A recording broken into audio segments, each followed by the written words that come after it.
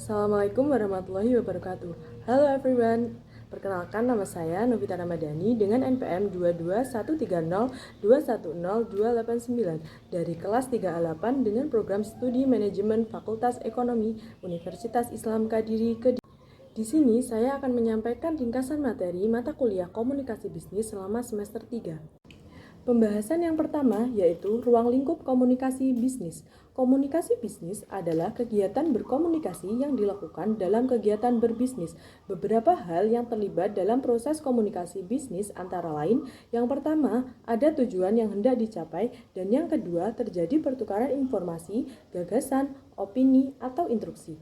Maka tujuan komunikasi bisnis adalah untuk memberi informasi, misalnya informasi seputar harga, produk terbaru, atau hal-hal lain yang berhubungan dengan penjualan suatu produk.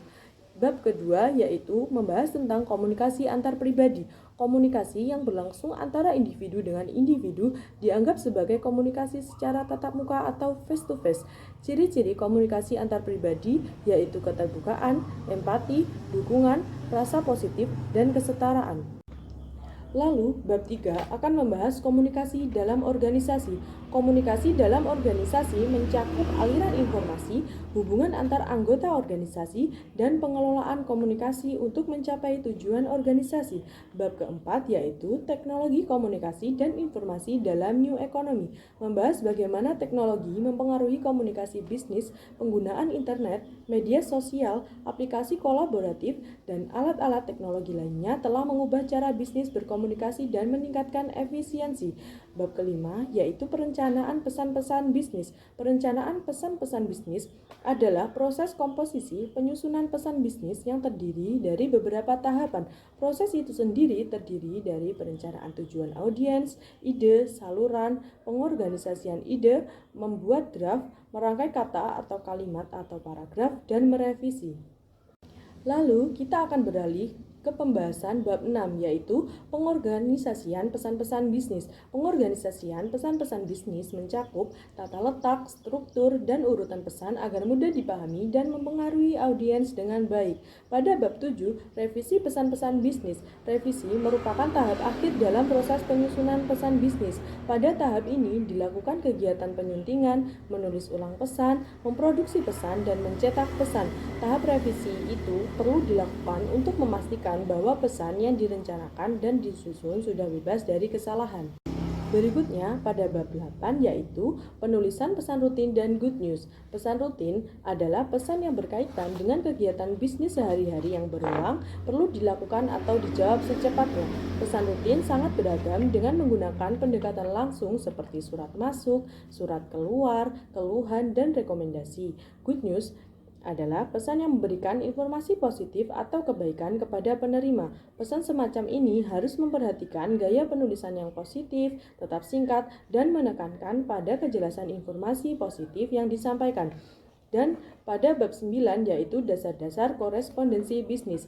Ini melibatkan aspek etika dalam komunikasi bisnis seperti menghormati privasi dan sensitivitas informasi serta mengikuti aturan komunikasi resmi dan etika dalam surat atau email.